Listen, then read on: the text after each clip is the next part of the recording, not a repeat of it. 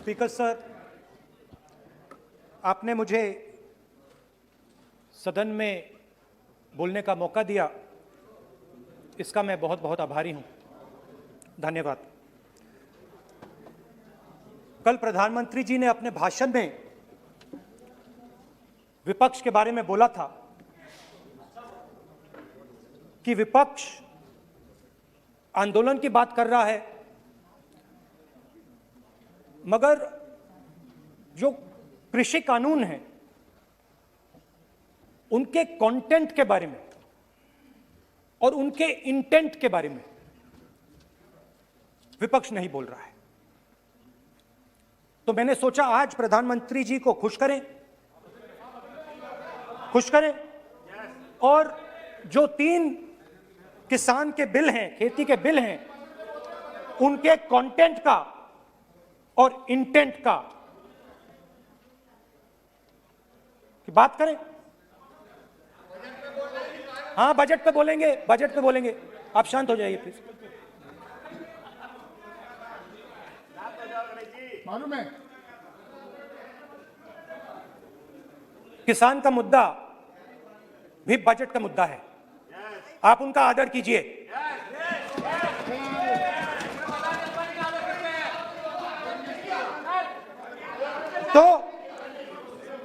तो बात है कि इन 3 कानूनों का कंटेंट और इंटेंट क्या है। तो पहले कानून का कंटेंट, कोई भी व्यक्ति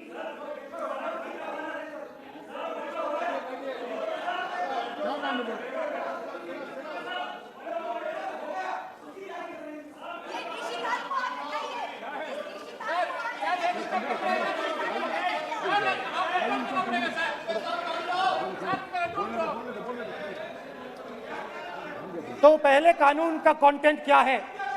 पहले कानून का कंटेंट है कि कोई भी व्यक्ति देश में कहीं भी कितना भी अनाज, सब्जी, फल खरीद सकता है,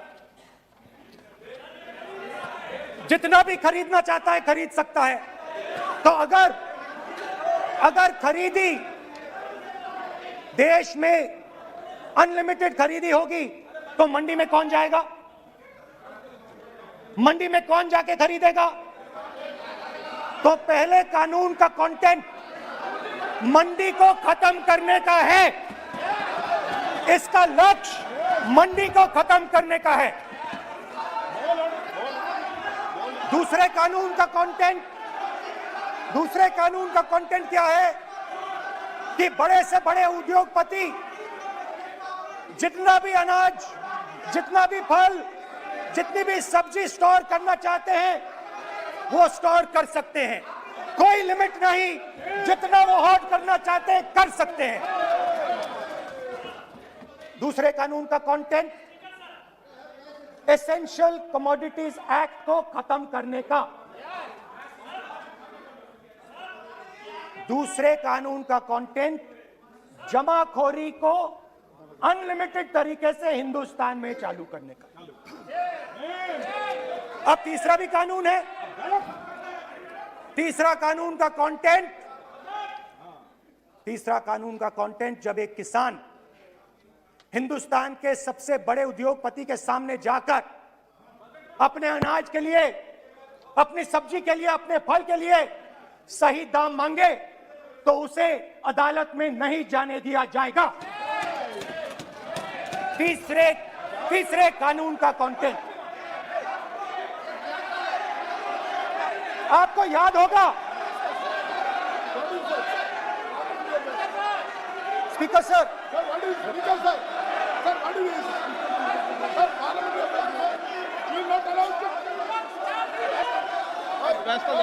डरते क्यों? सुनो, तू हिलिया सुन अपने। स्पीकर सर, दादा स्पीकर सर, आप बजट, फैमिली प्लानिंग का, आप बजट पर बात,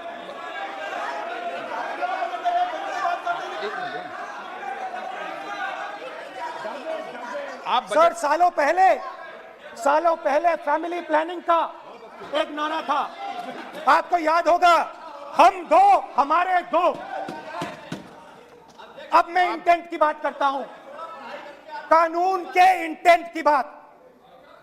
आज क्या हो रहा है, जैसे कोरोना दूसरे रूप में आता है, वैसे ही ये नारा दूसरे रूप में आया है। आज इस देश को 4 लोग चलाते हैं। आप बजट पर चर्चा कर लें। बजट बजट पे कर रहा हूं सर, बजट पे आ रहा हूं। 4 लोग चलाते हैं, हम बता दो दिया। और हमारे दो। जैसे उस टाइम नाम सब जानते हैं, नाम सब जानते हैं। नो आप बोलो। आप डिस्टर्बेंस मत हम करिए। दो हमारे दो। ये किसकी सरकार है? हम दो हमारे दो की।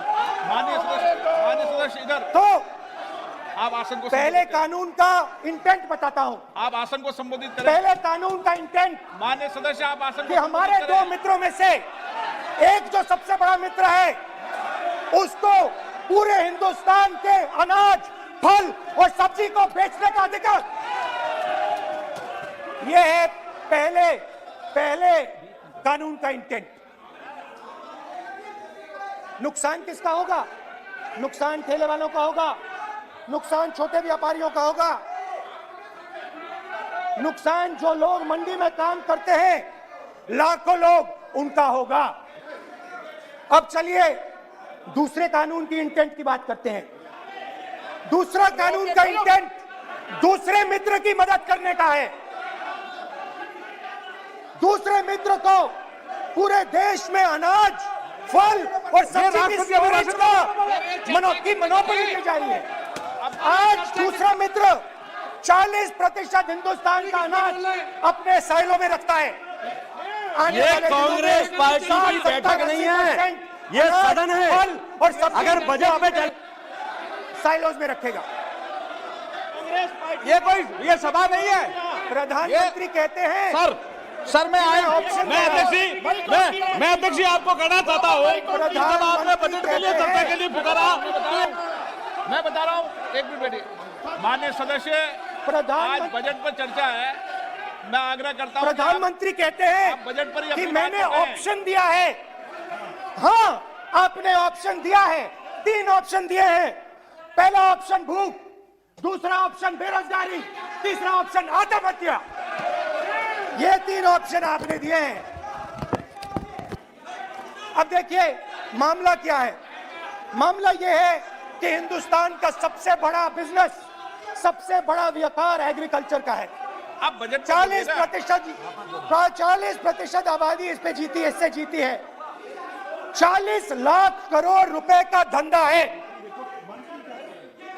इसमें किसानों को फायदा मिलता है,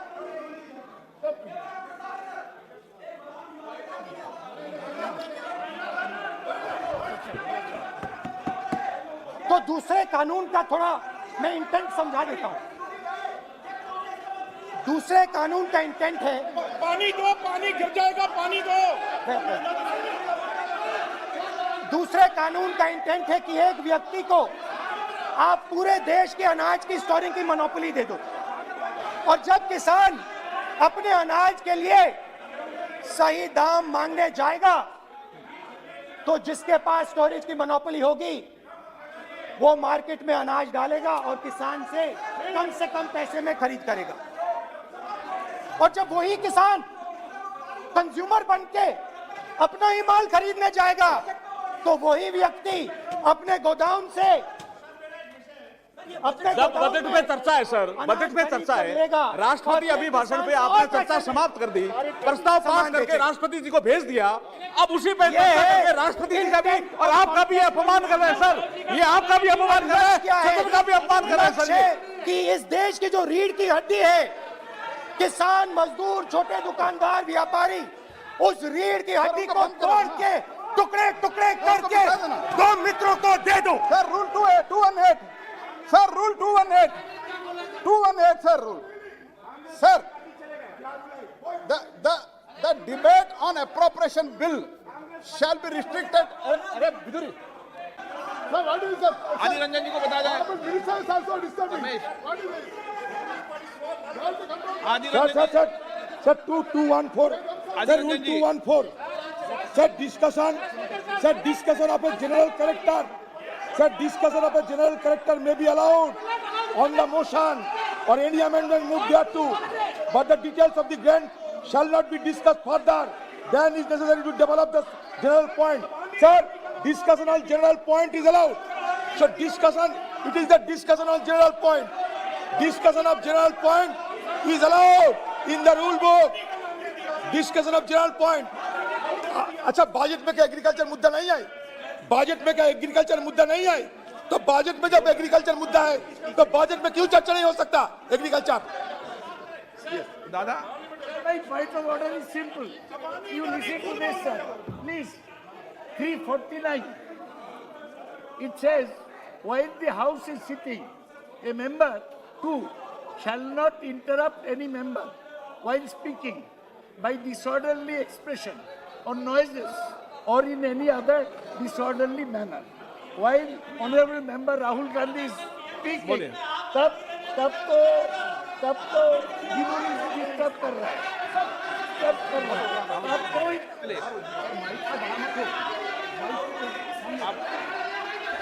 आज ये क्या कल नहीं था क्या? कल नहीं था?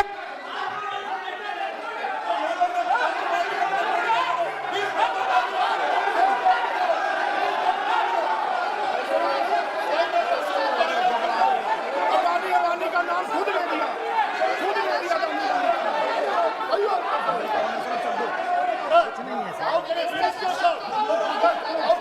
मिनिस्टर सर चौकी मंत्री शोर डाल रहे हैं। मंत्री ऐसा कभी हुआ नहीं। मंत्री भाग रहे हैं, रूल बुक ढूंढ रहे हैं।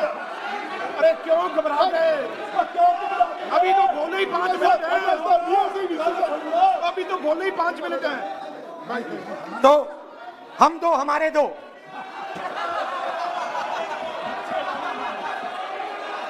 वो आपको याद होगा, वो फोटो होती थी 4, हम दो हमारे दो।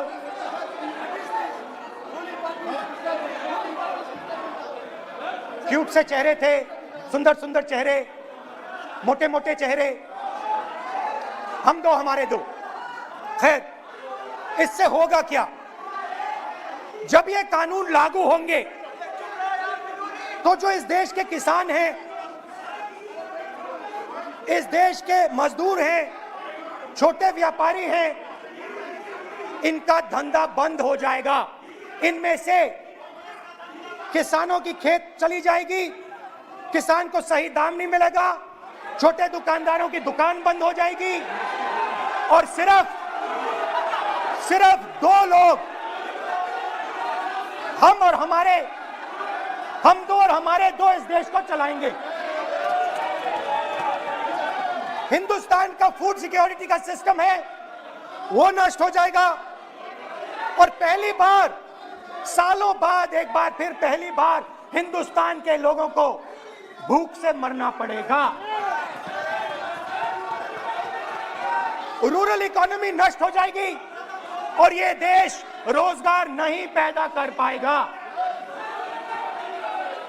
ये नई चीज नहीं है। ये आप मत सोचिए कि ये नया अटेम्प्ट है, पहला अटेम्प्ट है। ये पहला नहीं है।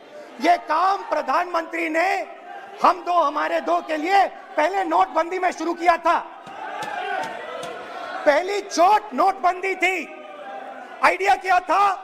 गरीबों से, किसानों से, मजदूरों से उनका पैसा लो, बैंक में डालो और हम दो हमारे दो के जेब में डालो। स्मॉल मीडियम सेक्टर को खत्म कर दिया, किसानों को बर्बाद कर दिया। वहां नहीं रुके, फिर गए जीएसटी, गब्बर सिंह टैक्स, 5 अलग अलग टैक्स और फिर से उन्हीं बेचारों पर आक्रमण, उन्हीं किसानों पर, उन्हीं मजदूरों पर, उन्हीं व्यापारियों पर आक्रमण। फिर कोरोना आता है। कोरोना के समय मजदूर चिल्ला चिल्ला के कहते हैं हमें बस का टिकट दे दीजिए, हमें ट्रेन का टिकट दे दीजिए। नहीं नहीं नहीं, तुम्हें नहीं मिलेगा, तुम पैदल घर जाओगे। एक मिनट माननीय सदस्य प्लीज। मगर टैक्स माफ जरूर होगा। माननीय सदस्य जरूर होगा। माननीय सदस्य 5-10 उद्योगपतियों का टैक्स होगा। माननीय सदस्य प्लीज एक मिनट बैठिए। मैं माननीय सदस्य से भी आग्रह कर रहा हूं, इधर भी आग्रह कर रहा हूं। माननीय सदस्य, आज बजट पर चर्चा है।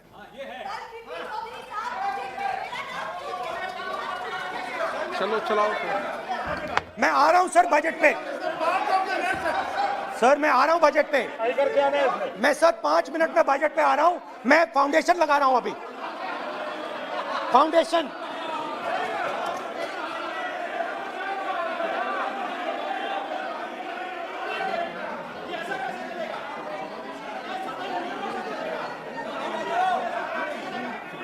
तो पहले नोटबंदी, फिर जीएसटी, फिर कोरोना के समय उन्हीं 4, 5, 10 लोगों को पूरा का पूरा कर्जा माफ, 10 लाख करोड़ रुपए जो भी था कर्जा माफ। मगर हुआ क्या? हिंदुस्तान का रोजगार का जो सिस्टम है, जो स्मॉल एंड मीडियम इंडस्ट्री है, वो खत्म हो गई। आज ये देश रोजगार नहीं पैदा कर सकता है, सीधी सी बात। और आज नहीं, कल भी ये देश रोजगार नहीं पैदा कर पाएगा, क्योंकि आपने इस देश की रीढ़ की हड्डी तोड़ दी है। किसान की, मजदूर की, छोटे दुकानदार की, स्मॉल मीडियम बिजनेस की रीढ़ की हड्डी तोड़ दी।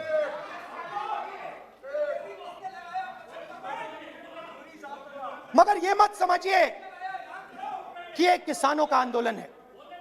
ये किसानों का आंदोलन नहीं है। आपको बात अभी समझ नहीं आई है। ये देश का आंदोलन है। और ये किसान सिर्फ रास्ता दिखा रहा है। किसान अंधेरे में टॉर्च दिखा रहा है। और एक आवाज से ये पूरा देश उठने वाला है।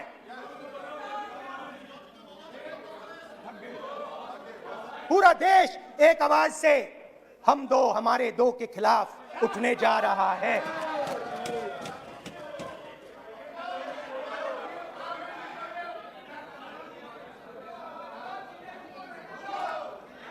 और ये याद रखिए, मैं कह रहा हूं, लिख के ले लीजिए।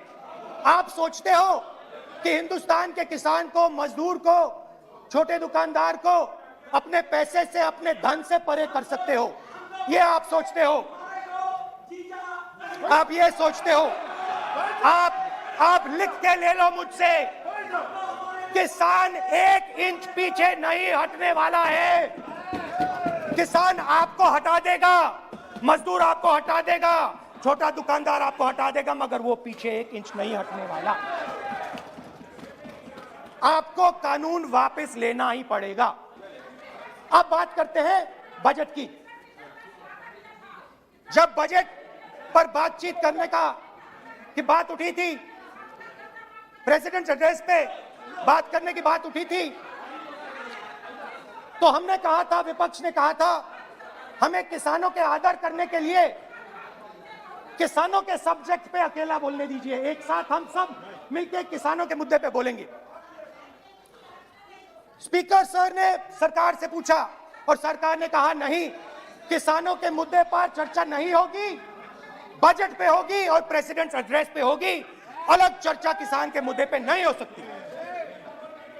तो प्रोटेस्ट में मैं कह रहा हूं, मैं बजट पे आज यहां टिप्पणी नहीं करने वाला हूं।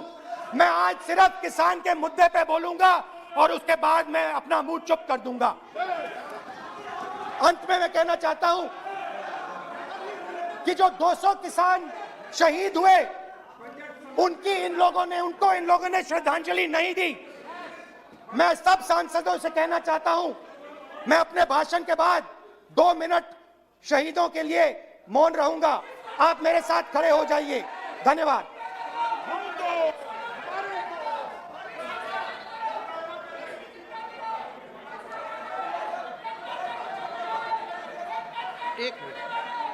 एक मिनट आप बैठो। एक मिनट।